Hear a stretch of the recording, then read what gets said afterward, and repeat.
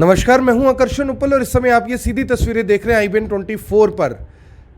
CM city Karnal या तो चर्चा में रहता है या विवादों में रहता है। चर्चा कई बार इसलिए हो जाती है कि कोई काम अच्छा होता है, कोई काम बुरा होता है, और विवादों में इसलिए रहता है कि आखिर हर काम की शुरुआत सीएम सिटी करनाल से ही क्यों होती है।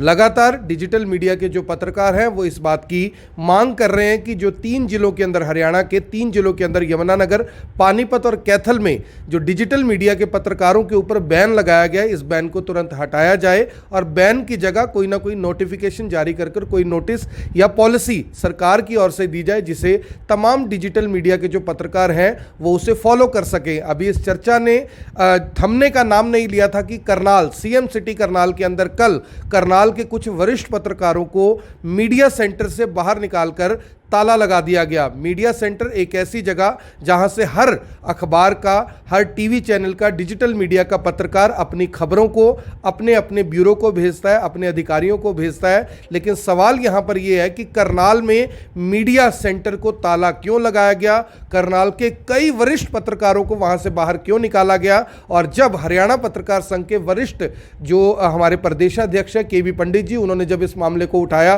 करनाल के डीसी के संज्ञान में मामला डाला, सीएमओ हरियाणा के संज्ञान में जब ये मामला डाला तो वो ताला खोल दिया गया। लेकिन इस हर बार का जो ये टकराव है आखिर क्यों हो रहा है, क्यों सरकार पत्रकारों को दबाना चाहती है या अधिकारी सरकार को गुमराह करना चाहते हैं, क्या ये पूरा मामला है। हमारे साथ हरियाणा पत्रकार संघ के जो प्रदेशाध्यक्ष है केवी पंडित जी, 72 साल की उम्र है, 47 साल का तजुर्बा है, बहुत वरिष्ठ पत्रकार है, हर बार पत्रकारों की लड़ाई लड़ी, उनको आर्थिक तौर पर मदद यानी कि दिलवाई। जो पेंशन आज पत्रकारों को मिल रही है वो उनकी वजह से मिल रही है। हमारे साथ केवी पंडित जी हैं। पंडित जी, सबसे पहले IBN 24 पर स्वागत है। आपका भी स्वागत है। आप लगातार आगे बढ़ रहे हैं, इसके लिए आपको बधाई। सर, आप इतने सीनियर पत्रकार हैं, हमेशा पत्रकारों की आवाज़ उठाते हैं। पहले एक हफ्ते से चर्चा चल रही है कि डिजिटल मीडिया पर सरकार बैन लगाना चाहती है, हालांकि आपने खुद एश्योरेंस दिया कि नहीं, ऐसा कुछ नहीं है। लेकिन कल की जो घटना हुई है सीएम सिटी करनाल में, मुख्यमंत्री जी का विधानसभा क्षेत्र है, ये घटना क्यों हुई सर? हमारे जो सीनियर पत्रकार हैं, टीवी चैनलों से जुड़े हुए हैं, अखबारों से जुड़े हुए, उन्हें बाहर निकालकर मीडिया सेंटर में DPRO की तरफ से ताला लगवा दिया गया। क्या लग रहा है आपको, सरकार क्या चाहती है? नहीं, इसमें मोटी बात यह है, जब ये केसी आ रही है, हमारे वरिष्ठ पत्रकार साथी हैं, उनका फ़ोन आया कि मीडिया सेंटर पर ताला लगा दिया गया, हम सब बाहर हैं, धरने पर बैठे जी। तो मुझे ये बात बड़ी अजूबी लगी। करनाल में ये बात हो गई, बिना सूचना के हो गई। अचानक DPRO जो डिप्टी डायरेक्टर रैंक का यहाँ है, इंचार्ज है जिले का, देवेंद्र शर्मा जी, मैंने उनसे बात की। मैंने कहा भैया ये कैसे हो गया? उन्होंने बोला जी ऊपर से आदेश थे। मैंने कहा भी ऊपर से कहाँ से आदेश आए थे? मैंने उनको जोर दे के पूछा तो उन्होंने बताया बड़े झिझकते हुए। अब जो हमारे ज्वाइंट डायरेक्टर हैं कुलदीप सैनी, उन्होंने ये बंद करके चाबी अपने पास रखने के लिए कहा। ऐसा आदेश सर, ये तो तुगल की फरमान हो गया, भी ताला लगा के चाबी अपने पास रखो। नहीं, ये जब मैंने सुना तो मैंने फ़ोन मिलाया DPR को, अमित अग्रवाल जी को, लेकिन वो बाई चांस बिजी होंगे जी, फ़ोन नहीं उठाया उन्होंने, या मैंने मान लिया कोई मीटिंग में होंगे, बड़े अफसर हैं जी।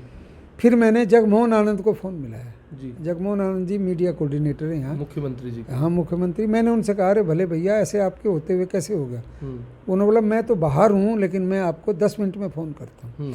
फिर मैंने DC अनीस यादव जी को फ़ोन किया, भाई साहब ऐसे ऐसे बंद हो गया श्रीमान जी, पत्रकारों में बड़ा रोष है, कल प्रदर्शन होगा, कल फिर इस बारे में आपको दिक्कत आएगी। उन्होंने कहा मैं देखता हूँ, क्योंकि उनको भी जानकारी नहीं थी। देखने का मतलब पहले जानकारी ले, फिर आध घंटे बाद फ़ोन आ गया केसी आर्य का, खोल दिया गया ताला। जब खोल दिया गया तो फिर मैंने जगमोहन आनंद जी को कहा जी आप कब आ रहे हो, हम प्रोटेस्ट तो करेंगे। इशू ये बन गया मीडिया सेंटर को ताला क्यों लगा, और जब वहाँ कार्य कर रहे थे, काम कार्यरत पत्रकारों को वहाँ से क्यों हटाया गया? टीवी चैनल के पत्रकार थे, अखबारों के पत्रकार थे, तो ये नहीं करना चाहिए था। फिर मैंने उसको डिप्टी डायरेक्टर को फिर दोबारा फ़ोन किया, भैया मैं इसकी कंप्लेंट करने वाला हूँ, आप अभी भी फैक्ट्स बता दो, भी एक्चुअल बात क्या। उन्होंने बोला नहीं जी मैं तो मजबूर हूँ, मैं तो एक कारकुन हूँ, ऊपर से आदेश आएंगे मुझे मानना ही पड़ेगा।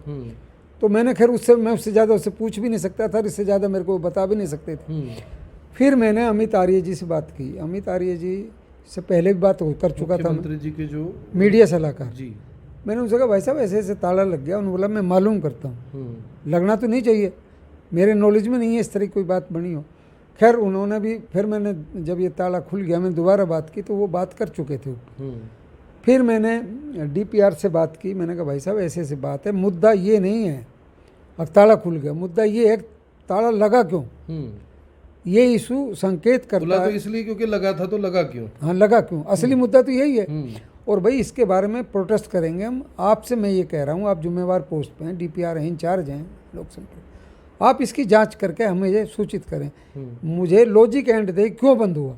आज आपने चिट्ठी भी लिखी है कोई विरोध में। मैंने एक चिट्ठी भेज दी, वो चिट्ठी अमित आर्य जी के नाम लिखी ना, अमित अग्रवाल जी के नाम लिखी, कॉपी हमने, पब्लिक रिलेशन। हाँ डायरेक्टर पब्लिक, और मुख्यमंत्री के प्रधान सचिव जो इंचार्ज हैं पब्लिक रिलेशन के, वो उमाशंकर जी, उनको भेजा, अमित आर्य जी को भेजा, फिर मीडिया कोऑर्डिनेटर को भेजा, DC साहब को भी करिए, और DC साहब को। तो सर ये सवाल ये है कि जो डिजिटल मीडिया के पत्रकारों पे बैन की बात हो रही थी, आपकी कुछ अधिकारियों से, मुख्यमंत्री जी के जो मीडिया सलाहकार है उनसे बात हुई, आपने एश्योर किया कि ऐसा कोई बैन नहीं लगने जा रहा, जबकि 3 जिलों में ऑलरेडी सरकारी कार्यक्रमों की कवरेज पे रोक लग गई। अब यहाँ पे रोक तो क्या लगानी थी, यहाँ तो पत्रकारों के लिए जो मीडिया सेंटर, अगर वहाँ पे ताला लग रहा है तो मीडिया सेंटर लगा बना किस लिए है, ये तो इंसल्ट है सर, पत्रकारों के पास है क्या, स्वाभिमानी तो है। इसमें जानकारी ये है, इस जो कांड हुए ये, इसमें पत्रकार भी एक, पत्रकारों का एक समूह भी दोषी है।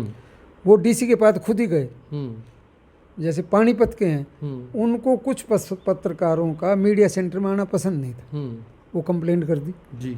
वो सरकार में जो अफसर है वो तो चाहता है पत्रकारों में डिवीजन रहे, फूट डालो और शासन करो। उन्होंने कहा क्या करना चाहिए, बोला नो कर दो, वही कर दिया उन्होंने। तो करनाल में भी किसी पत्रकार ने शिकायत की है? नहीं, करनाल का नहीं पता चला जी। हम करनाल में तो शरारत भी हो सकती है अधिकारियों की, नहीं होगी, पता लगेगी, जांच होगी, जब आ जाएगी बात। आप सर आज मुख्यमंत्री जी आ रहे हैं करनाल, कल भी कश्यप जो सम्मेलन है वहाँ पर रहेंगे, कश्यप समाज का कार्यक्रम है, क्या पत्रकारों को कोई प्लान है, आप मिलें और पत्रकार मिले CM साहब को, क्योंकि उनके संज्ञान में मामला होना चाहिए, अक्सर वो कहते हैं मामला संज्ञान में नहीं है। कल हम CM को नोटिस में लाएंगे, मिलेंगे जी। इसी मुद्दे को लेकर नहीं, 2 मुद्दे हमारे पास, एक कैशलेस योजना भी। 1 साल पहले आदरणीय मुख्यमंत्री जी ने इसकी घोषणा की थी, सिद्धांत हेल्थ इंश्योरेंस वाला, हेल्थ मान लिया था, लागू नहीं हुई अब तक, कागजों में है जी। तो मैंने पिछले दिनों भी मुख्यमंत्री की मेरी कहीं मुलाकात हुई थी, मैंने इनसे कहा जी कैशलेस लागू कर दो, महसूस होता है मुझे मुख्यमंत्री घोषणा लटकी हुई। अब कल आएंगे तो कल फिर याद दिलाएंगे। सर आप इतने ही मुख्यमंत्रियों के साथ काम कर चुके हैं, हरियाणा का कोई मुख्यमंत्री ऐसा नहीं होगा जो आपको बाय नेम ना जानता हो। मुख्यमंत्री की अनाउंसमेंट इस तरह से लटके रहना, ये कमजोरी किसकी है, अफसर नहीं चाहते या सरकार कमजोर है, मामला क्या है ये? मैं इसको स्पष्ट रूप से बताऊं, मैं बंसीलाल जी के साथ लंबे समय तक काम किया जी। उनका ये मानना था जब वो फैसला या तो लेते नहीं थे, ले लिया तो लागू होता था तुरंत। वो ये कहते थे भाई मैं दिल्ली से चल रहा हूँ, मैं जब तक हम पॉलिसी फाइनल हो जाए और इस तारीख को लागू करना है। उदाहरण के तौर पर बता रहा हूँ, सोनीपत में पुल नहीं बना था और बंसीलाल जी गाड़ी आधे घंटे रुकी, उन्होंने DC को बुलाया, DC भाई उन्होंने बोला जी पुल बनाने में सालों लगे, उन्होंने पुल के नीचे से निकाल दो, उसमें कितना लगा, 1 महीना दो, अगले महीने आऊँगा लगा। आज भी आप जब सोनीपत जाते हो तो पुल के नीचे से भी रास्ता जा रहा है, अंडरपास है। हाँ बंसीलाल को बना। दूसरा बंसीलाल जी का ये उदाहरण था, अब जब अकालियों ने कह दिया कि पंजाब से नहीं घुसने देंगे हरियाणा वालों को, जब SYL का झगड़ा चल रहा था, तो बंसीलाल ने शाह से लेकर पंचकुला तक सीधी हरियाणा में, उसको आज भी बंसीलाल सड़क कहते हैं जी। तो मुख्यमंत्री जब घोषणा करता है तो लागू करे, वो मुख्यमंत्री ज़्यादा बढ़िया होता है। और बंसीलाल को इसलिए मुख्यमंत्री, सख्त मुख्यमंत्री माना जाता था, वो जो फैसले लेते हैं लागू कर देते, और मुख्यमंत्री अगर फैसले लागू नहीं कर सकता तो वो उसकी कमजोरी तो है। तो मनोहर लाल खट्टर को, यानी कि जैसे सब लोग, विपक्ष भी कहता रहा है, इनकी पार्टी के नेता भी कहते रहे हैं, आप खुद 72 साल के, 47 साल का आपका एक्सपीरियंस है, राजनीति को नज़दीक से देखा है, क्या आप भी मानते हैं कि मुख्यमंत्री मनोहर लाल खट्टर एक कमज़ोर CM है, उनकी बात को अधिकारी अमली जामा पहनाने ही नहीं देते?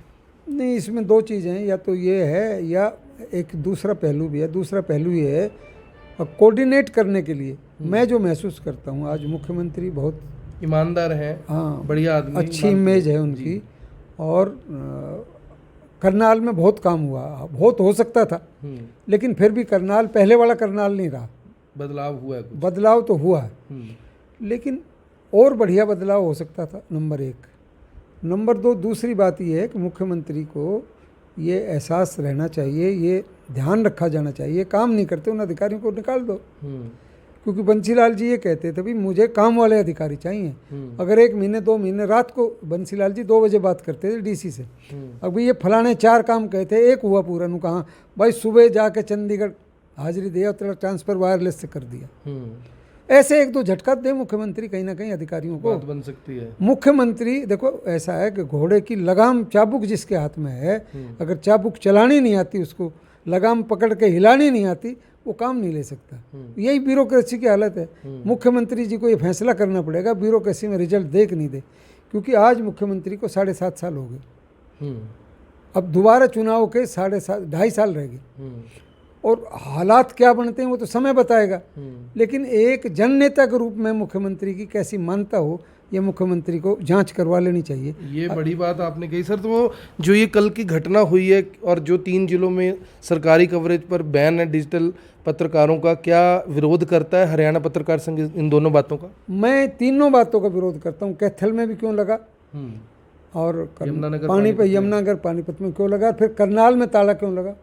ये मुख्यमंत्री ताला लगना तो सर ये पत्रकार के पास तो स्वाभिमान है, पैसे तो पत्रकार कमा नहीं पाते, स्वाभिमान ही है, स्वाभिमान को ही इन्होंने यानी कि चोट पहुंचाई है। कल ये सारे मुद्दे उप मुख्यमंत्री के सामने उठाए जाएंगे, और सोशल मीडिया पे बैन की जो चर्चा चल रही है उसको भी उठाया जाएगा। क्लियर करेंगे इसको, कोशिश करेंगे। जवाब देना तो मुख्यमंत्री के हाथ में जी, सवाल उठाएंगे हम, सवाल निश्चित रूप से उठाएंगे।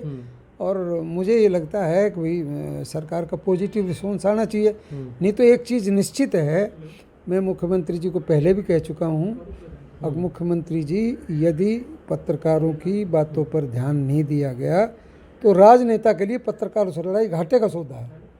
घाटे का सौदा है, घाटे का सौदा। याद रखो, पत्रकार ये आज के दिन जो कॉन्ट्रैक्ट सिस्टम आया है और जो एडवर्टीजमेंट को हथियार बना लिया सरकार ने, ये हथियार लंबे समय तक नहीं चल सकता। सरकार बदलेगी तो हथियार भी बदलेंगे। वरिष्ठ पत्रकार हैं केबी पंडित जी, और सीधे तौर पर ये कह दिया कि पत्रकारों के साथ लड़ाई लड़कर कोई सरकार बहुत लंबा चल नहीं सकती, क्योंकि सरकार की चाहे कोई जननीति हो, सरकार की कोई आलोचना हो, पत्रकारों के जरिए ही जनता तक पहुंचती है। और ऐसे पत्रकारों के ऊपर इस तरीके से बैन लगाना, मीडिया सेंटर को ताला लगाना, वो कहीं ना कहीं पत्रकारों के स्वाभिमान को चोट पहुंचाने जैसा है। और हरियाणा पत्रकार संघ इस पूरे मसले की, इस पूरे मामले की कड़े शब्दों में निंदा करता है, जो कि आपने अभी देखा, जो कि मुख्य हमारे जाने माने केबी पंडित जी हैं, प्रदेशाध्यक्ष हैं और 47 साल का एक्सपीरियंस पत्रकारिता के अंदर है। मेरी आप सभी से अपील, जो भी लोग इस वीडियो को देख रहे हैं इसे साथ के साथ जरूर शेयर करें। सीएम सिटी करनाल में मीडिया सेंटर का ताला लगना अपने आप में सवाल खड़े करता है कि आखिर बिना मुख्यमंत्री के संज्ञान में लाए, बिना मुख्यमंत्री के विधानसभा क्षेत्र के उपायुक्त यानी कि डीसी के संज्ञान में लाए, बिना मुख्यमंत्री के मीडिया कोऑर्डिनेटर जगमोहन आनंद के